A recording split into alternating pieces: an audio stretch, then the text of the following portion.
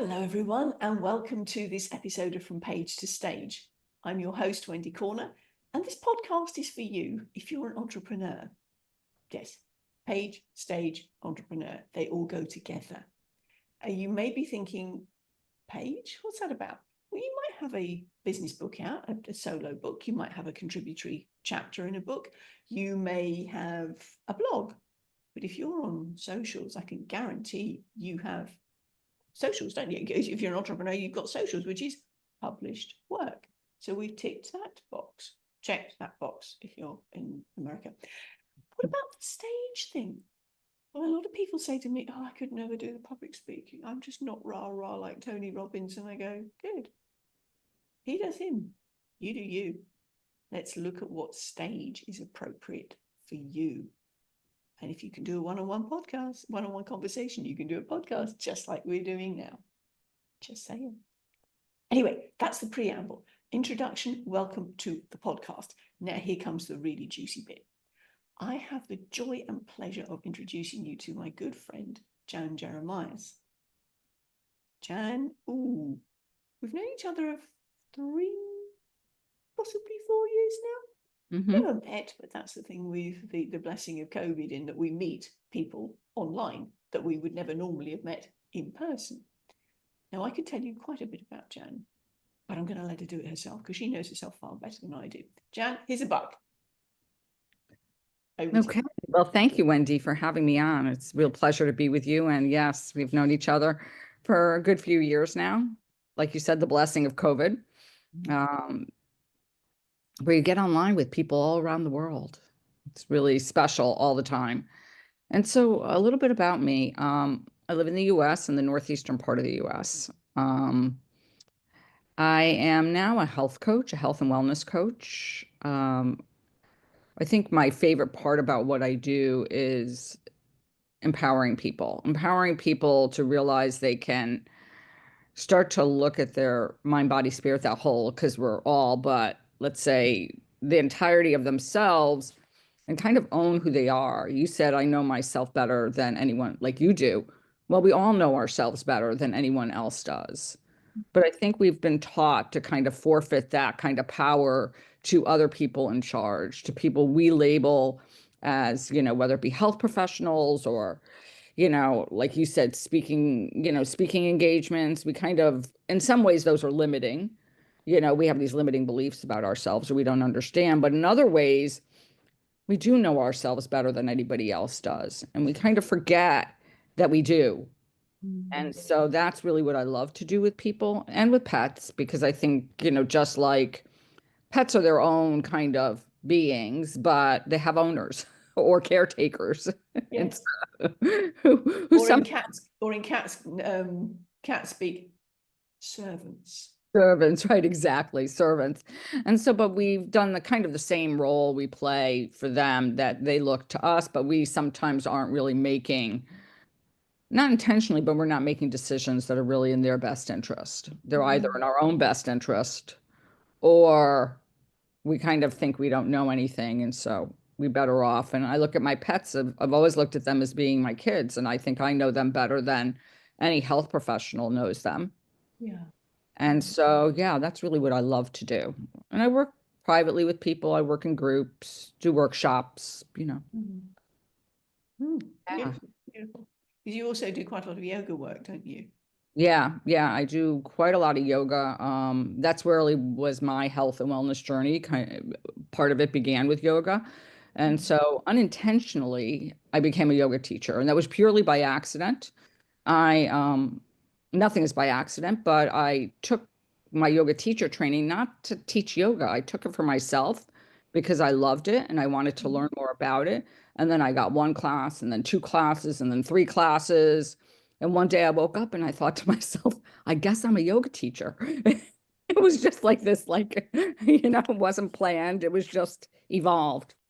But it is really one of the things that gives me the most joy in life. I just love sharing yoga and being with people in that setting. Yeah. And it really is. It's my happy place a lot of the time. Audience, this lovely lady starts every networking meeting I've been on where she's been the host with some form of yoga moves to get you loosened up and to really appreciate how restricted you've been in life. Can you hear the difference in my voice with just this change of position? It makes such a difference. So thank you very much for sharing all you do, Jan, in the meetings that we've been in together. Oh, you're welcome. Okay, so that's a bit about where you are now and how you've kind of got there. I'm going to take you back in time. When did you start to write? Now, I don't mean the mechanics of it, because we were all around the same age, sort of 5, 6-ish. But when did you realise that you actually enjoyed writing? I think I actually realized I was always told I wasn't a good writer. So for years, I wrote a lot of technical stuff, but I never wrote anything that was somewhat personal at all. Mm. And, whether that be because my previous career, but even though, like we were on yesterday, and I said, once a scientist, always a scientist. So I wrote a lot of contributions or co-authors some scientific journals, and I was even in a technical book. And then when I started writing, I wrote my book that I co-authored with a really close friend on essential oils and pets, but that was still quite technical. Yeah. And so when I first started writing, it was probably in the yoga realm, because I started to write like Dharma talks or thoughts, or like my interpretation of poetry that I'd read, that I'd share with my students. And I probably have close to, I don't know how many pages, because it's been like a continuation. And I go back to some of them, and some of them I never really, outside of that venue, I never really thought I'd share with anybody except for students in front of a class. Yeah. Yeah. And then I think with social media, I started to post more of them, especially when COVID hit, because then all of a sudden I wasn't in front of a class anymore. I was online with people, but I also was online just in general more, trying to connect with other people. So then I think that all of a sudden I started to share things that were a lot more personal. I shared some poetry I wrote and everything. And I remember, the thing about writing is you put it out there. It's one thing to kind of write it down and never share it with anybody. But when you put it out there, all of a sudden you realize, oh my gosh, I wrote this and people are going to read it. And you feel very vulnerable. It's like you've opened the door and you can't shut it. And you're like, oh my gosh, what will people think? And I remember passing a blog that I had written, passed it to my mother. And she said to me, you're really going to put this out there? And all like, you're going to let people read this? Because it was so personal. And I think that that's where almost the courage comes in, where you're like, part of it is like the courage to do it. And then also this aspect of like, maybe what I'm writing will touch someone and help to change their life. And Yes. then all of a sudden, I think you let it go. You're like, okay, I'm just going to write it because I want to have an impact on the world. And that is a way I can have an impact. Love it. Love it. I'll come back to that in a second. But yes, I mean the point is, whether you're writing or whether you're speaking, the level to the vulnerability that you're prepared to go is the level that your audience is going to go, oh, okay, and start internalizing things, because you're giving permission for people to go there. That's my experience, and particularly when it comes to speaking on stages, whatever those stages happen to be. Audience, if you focus on the impact you're making with your audience rather than your own nerves, rather than your own vulnerability of what you're sharing and the potential risk of rejection, make it about the audience. And that's where suddenly your connection with people gets so much deeper. Thank you. Thank you. I want to go back a bit forward, a bit back forward, back a bit further. Did you write as a child? Did you draw? Did you journal? Did you do anything through your teenage years? Because I mean, the reason I'm asking this is because a number of people that I've known who are professionals like yourself have come through university. They enjoyed the writing to start with, the creative writing. They had it knocked out of them through academic writing, and they just went, oh, lost the muse. And once they left university and academia, they were then able to re-engage with that creativity. Speak to us on that point. I think I was creative in other ways. I don't think I was necessarily a writer. I think I took that like message when I was young, which started pretty young, which it was like, you're not a great writer, really to heart. So even when I started to blog and started to just write my talks, I was very insecure about it. And it was like, I think part of it was like, I can't let, like, I'm a terror, I'm not a good writer. So I'm not going to put this in a book because it will probably be really bad. It's not going to be correct in some way. And now, but to me, when you're writing personally, like, how could it be incorrect? Because when you're authentic, you're writing from your true self. So it's like having an emotion that can't be, it's not wrong. That's what you're experiencing. So it's like, it can't be wrong in the sense of being wrong or right. So I think that kind of helped me a lot because I realized it's not wrong because I'm experiencing it and I'm feeling it. So I'm writing the truth for me. Did you find it easier to write those vulnerable bits in poetry or prose? Um, Combination of both. I think sometimes the poetry came when I think, and you see this with a lot of artists and writers, it's usually from the pain or from something that's really challenging that they write music, they write lyrics, or they write poetry. And I think the poetry came a lot of times. The prose was definitely first. Okay. Because I love poetry, but I never really dabbled into poetry until COVID. And then all of a sudden, I think I was, I live alone except for my pets at the time. We were shut down, we were in isolation. And I think that, I don't know, one day it just came out and I was just like, in a way, almost shocked. And I was like, I just wrote a poem. Like, where did this come from? Kind of thing. Yeah. And then like now, it's not like something I do all the time, but it is something that I'll sit down and I'll just say, okay, well, it's there today. Like I really feel it because it's like anything, I don't think it's something you can force. Yes. Yeah. Oh, lovely. Thank you. Interestingly, one of my previous guests was a gentleman who, during COVID, he wrote a poem every day for a month. He was part of a challenge because he was in Melbourne. And I don't know if you know that Melbourne, like Canada, was basically lockdown central. And Melbourne was in lockdown for pretty much an entire year. They had tiny little snippets in between. And that was very, very isolating, and as you just said, and his mental health really took a dive. But he got through it by signing up to this challenge of writing a poem a day. And this guy has now got two books published of his poetry, and he found it really helpful to manage his mental health. Mm-hmm. I'm interested that you picked that up as well, that we often pour out into poetry, and by poetry is not necessarily metric poetry. It can be open poetry as well. Yeah.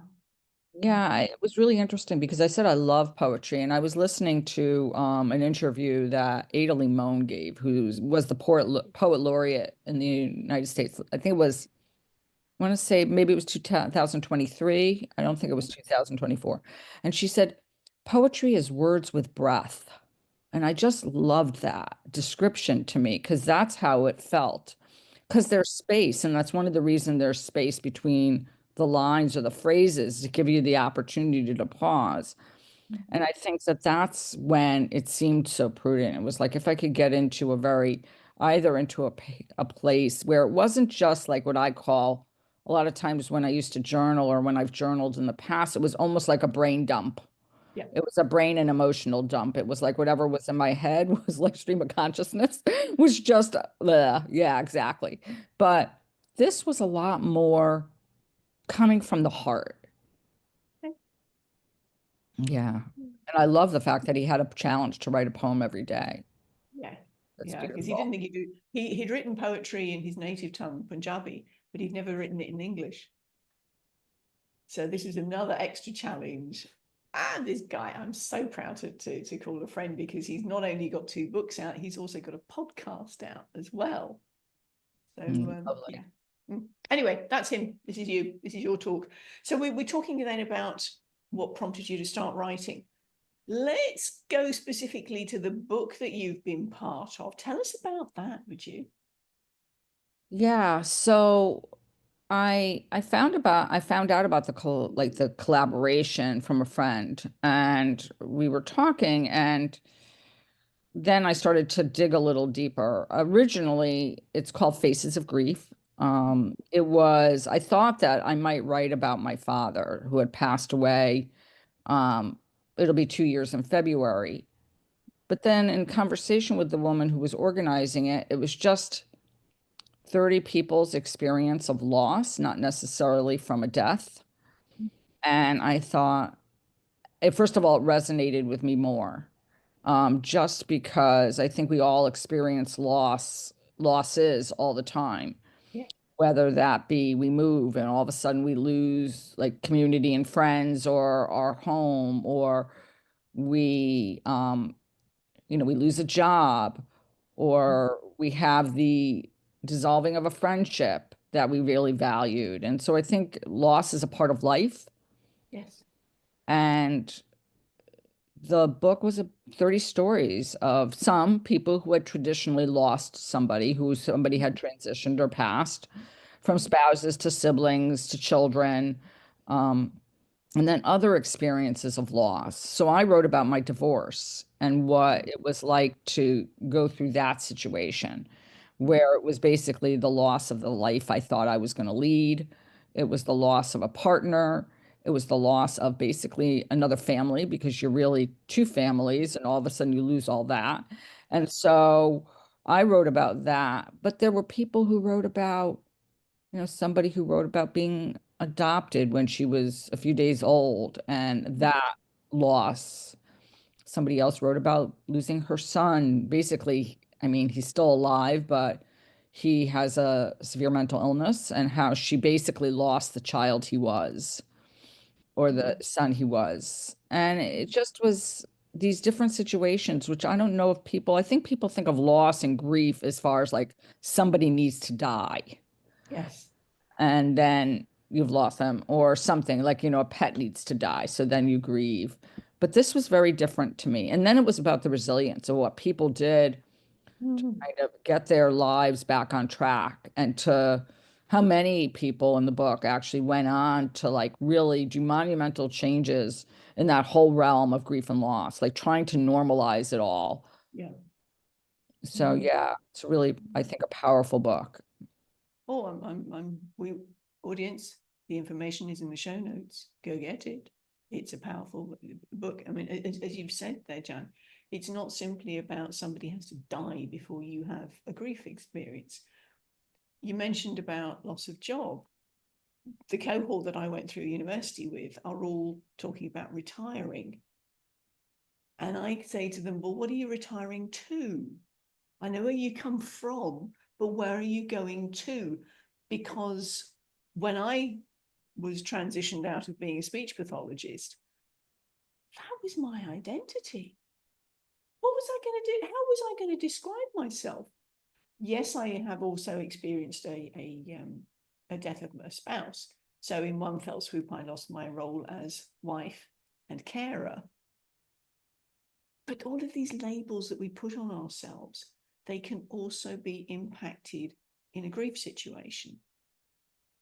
If you've had surgery, now I know a number of women who've had mastectomies, also hysterectomies,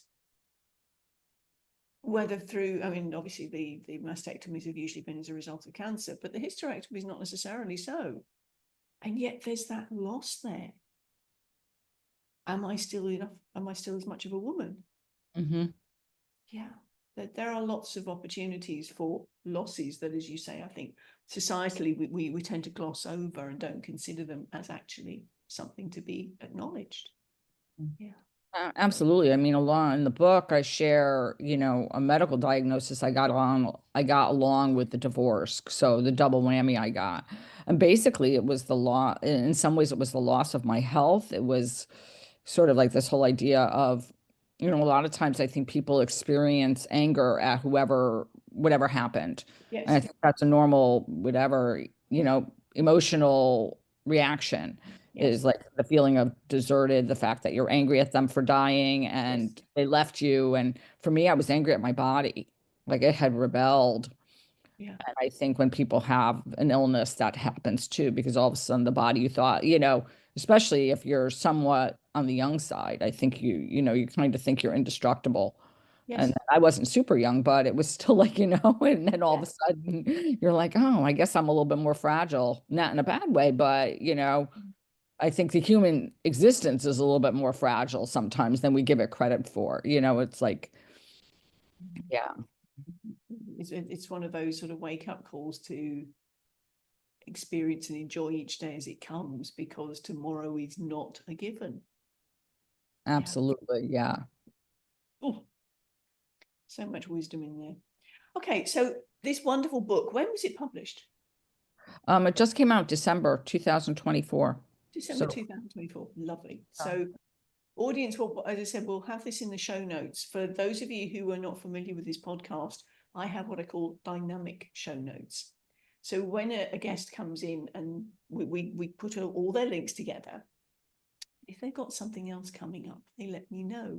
So if there's a program or a podcast they're launching or something like that, and I let everyone know. I change the show notes. I do a social blast. And if they tell me they've got a new book coming out, there's usually a come hither. Let's have another episode. Tell us about this new book. So that's the thing, audience. If you have got a book coming out, let me know. Let's have you on here.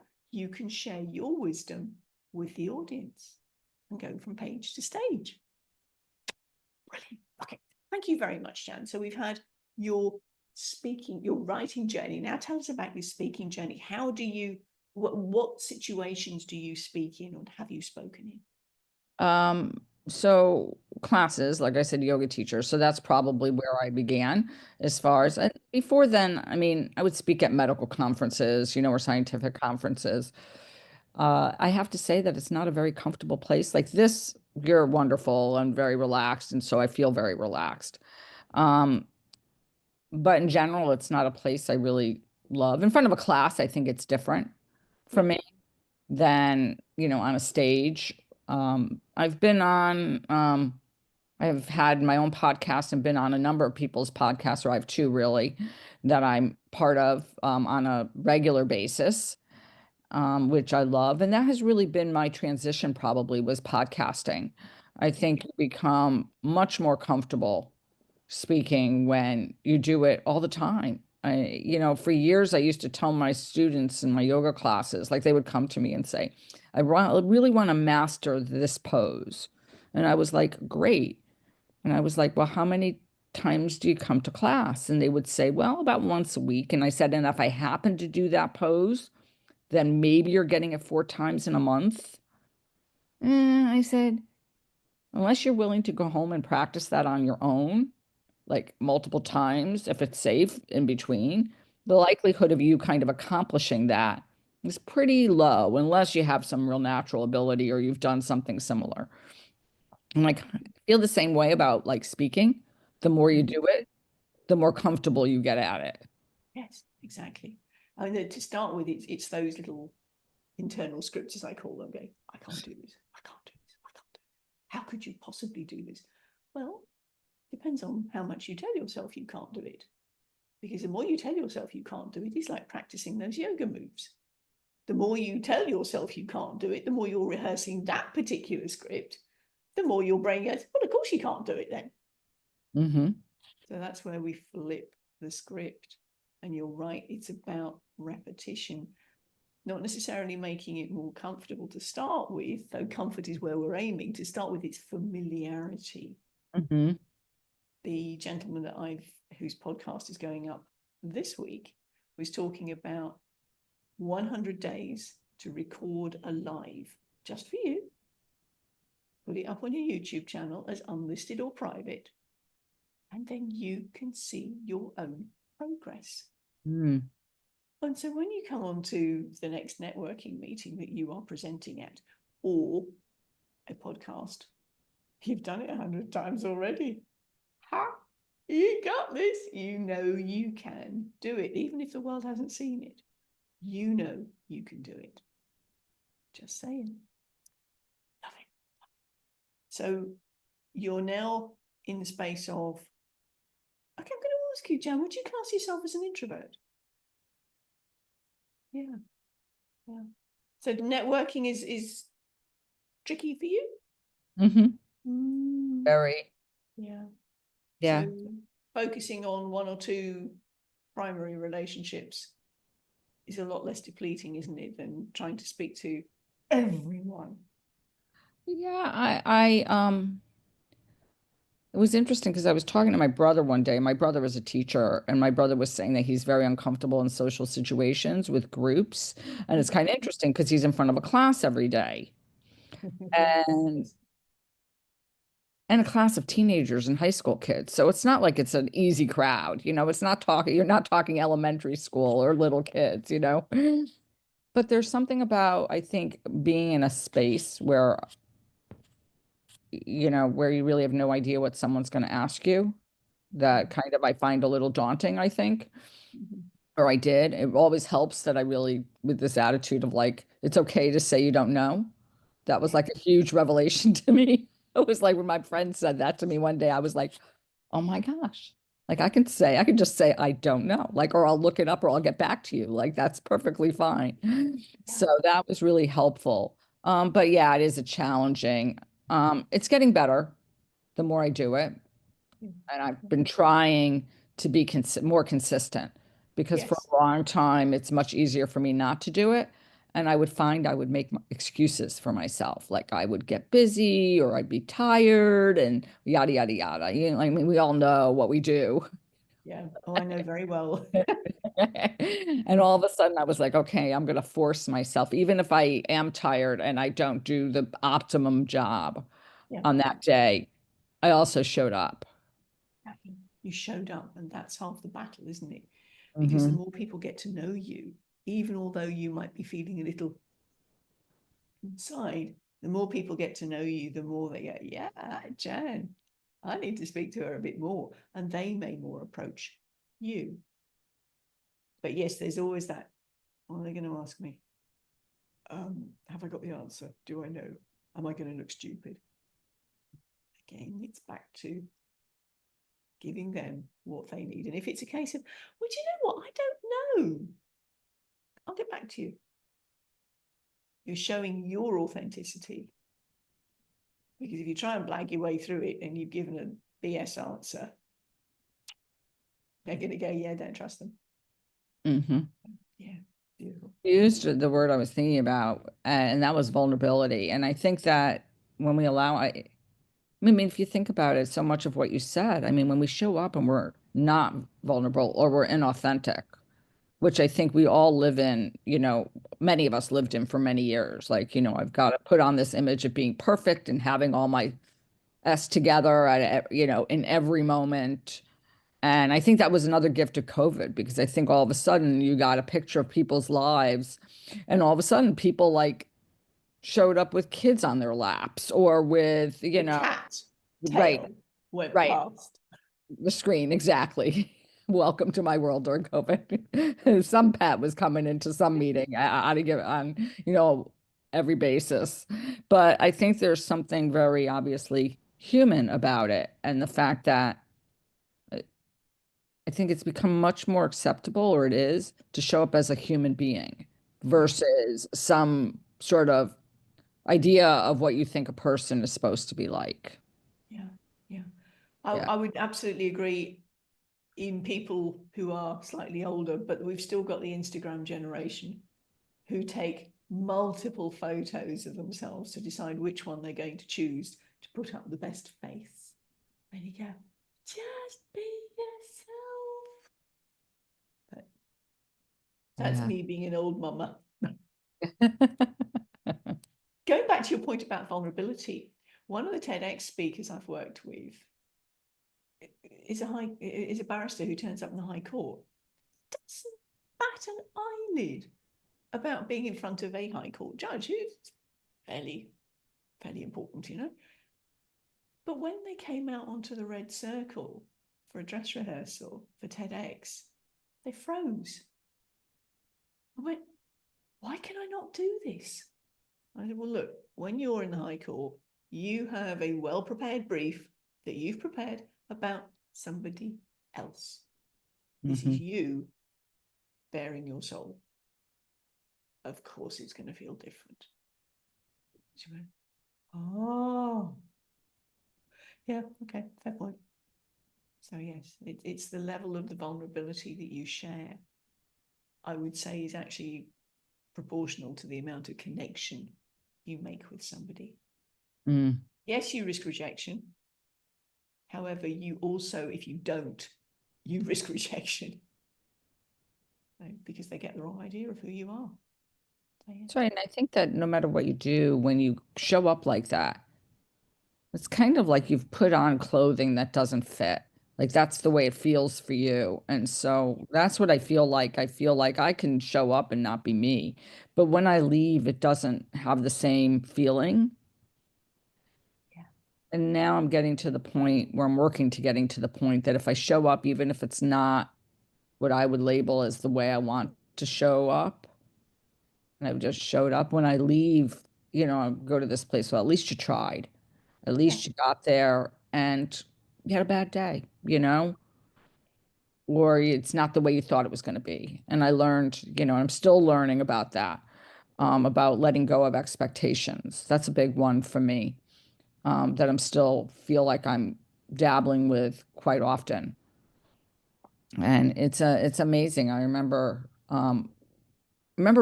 like when I did my yoga teacher training and we graduated, we had to teach a class. And I had it all planned out and I was like, whatever. And then I left and thought it went horribly because I hadn't gone the way I, quote unquote, wanted it to.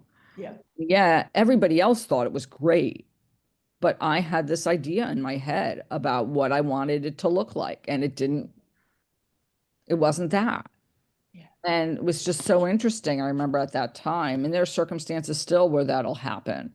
And then I realized, like, it's nearly impossible because we're kind of evolving human beings. So something we do on that given day, you have to be a little bit more flexible and flow a little bit more a lot of the time. And it can't be so rigid. Well, I've got a very good friend whose motto is flexibility is fun. Oh, I love that. And I've gone, okay. And in fact, that is on a sticky note on my front door. So as I go out into the world, flexibility is fun. This is my mantra for as I walk out of here. So if things don't turn up as I think they should, and here in Mexico, mañana is a real thing. You've just got to go with flow, as you just said. Because those little ducks, even if you manage to get them in the same area, they ain't going to line up the way you want them to. There's always one little fluffy bum that'll go its own way. Jan, thank you so much. You've talked us through your writing experience and your speaking experience. I think we've probably already covered this, but how do you embody your words when you take them from page to stage? I think it is that authenticity. I really, when let's say when I teach a class, because that's an easy space, Yeah. For me to kind of describe. I always speak to where I am. So I always have an idea, is that flow? I always have an idea or a thought in my head. But I learned many years ago, I can't go in and put on a facade in front of my students. I just can't. I know there are teachers who do. That's just not me. My students get where I am on that day.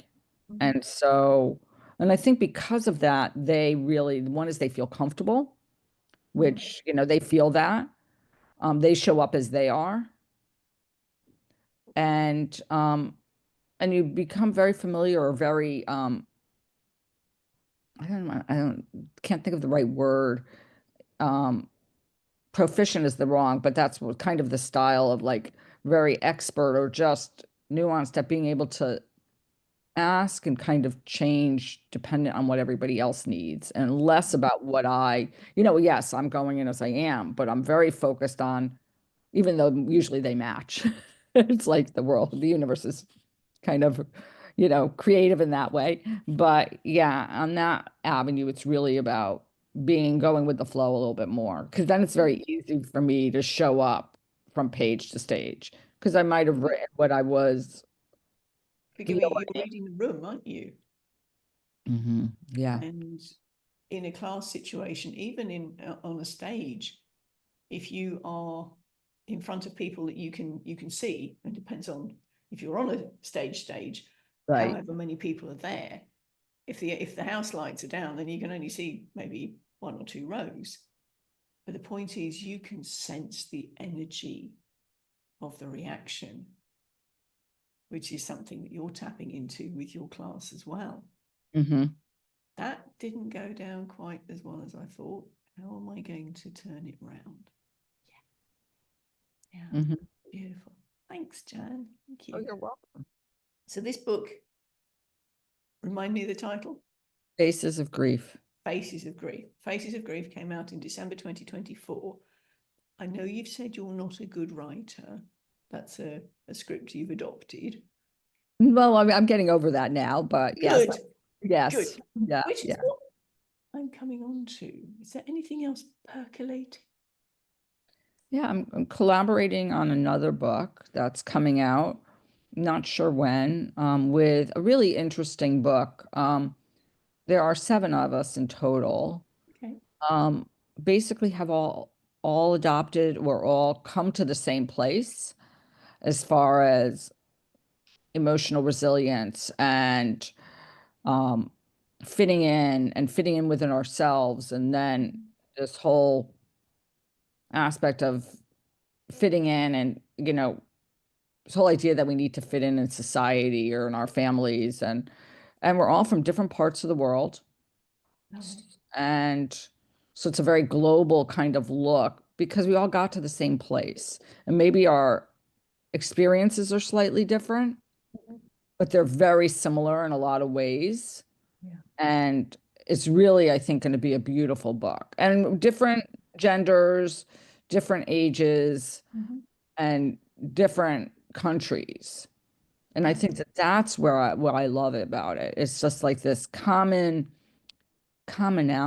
and this part of what I write about in my chapter is this whole idea of, from the time I was a kid, which is what I write about, I never understood about people not accepting others. To me, if you were a person, you were the same as me.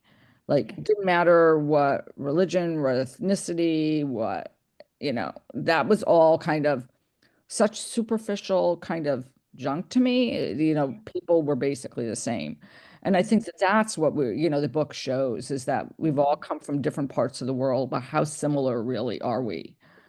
Versus, this whole idea of being divided. Well, that's it.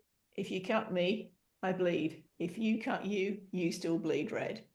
If you cut somebody from an Afro-Caribbean background, Mexican background, Malaysian background, we all bleed red. Yeah. So, Not yeah. that I'm advocating going around slashing people, I hasten to add. Metaphorically. Metaphorically, right. Lovely. Thanks ever so much, Jan. I'm excited to welcome you back when that one comes out. So you'll have to keep us posted, because I shall. you've given us such a wonderful teaser as to how powerful that book is. And yeah, I'm excited for you. 2025 sometime. I think so, yeah. Yeah. We're busily working. We're writing. That's the fun, isn't it? Because again, authors, I don't know whether you've experienced this yourselves. What I suggested to authors is the first write is a data dump. You write it for you. Get it all out.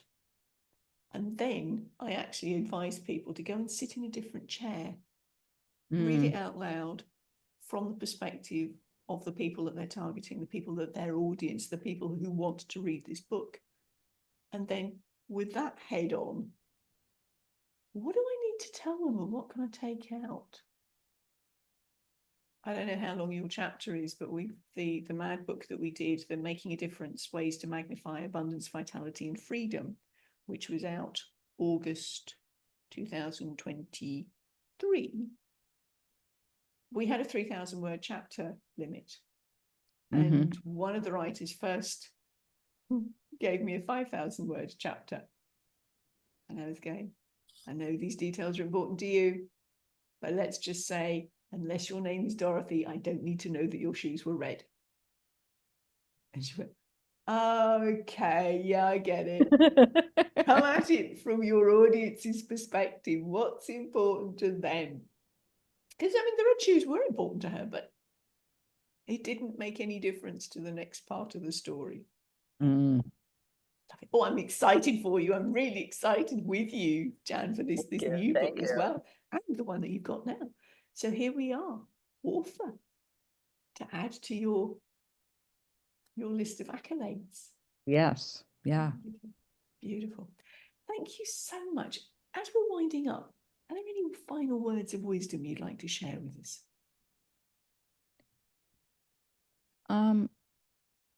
Well, don't underestimate yourself. And begin somewhere. So I was listening to somebody recently, and this really struck me. She said when she's stuck and she can't write, she writes something, and that could be, her shopping list goes in her journal, but she just writes something. And I thought that was such great advice, because I think that sometimes you do feel like you're like, oh, why am I going to bother? I really have nothing to say today. And be okay with switching it up, because I got tired of the brain dump kind of writing. And I think partly because I went back and I read some of it, and it was like, oh my gosh, like, it was every anxiety I had, all the fear, like everything was coming out. And I was like, I don't think so. And so I started doing things like meditating before I wrote, or getting outside for a walk and then writing. And it came from a different place. And so I think that it just became much more like, oh, okay. It was much more peaceful, as opposed to, so just be creative and try not to label yourself. Forget about the labels people tell you. Most of them are their, whatever, fears, projections that they're placing on you, with the fact that they would never write, or they don't feel comfortable speaking. Yeah. Beautiful. Thank you very much, Jan. What wonderful wisdom to finish off with. So as we're winding up then, thank you very much, Jan, for you sharing your From Page to Stage. Oh, thank you for having me. I feel so blessed. I've gotten to see you like 3 times in a week. I know, So it's been much wonderful. fun. Audience, this is just a little private chat amongst ourselves. So you party to this, okay? For now, though, from us, bye for us. Bye-bye.